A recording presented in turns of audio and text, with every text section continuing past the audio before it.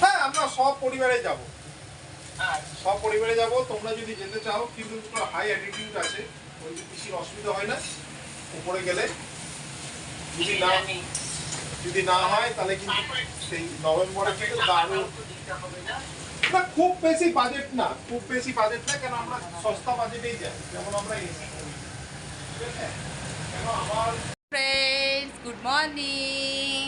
কেমন আছো তোমরা সবাই? আশা করি ভালো আছো।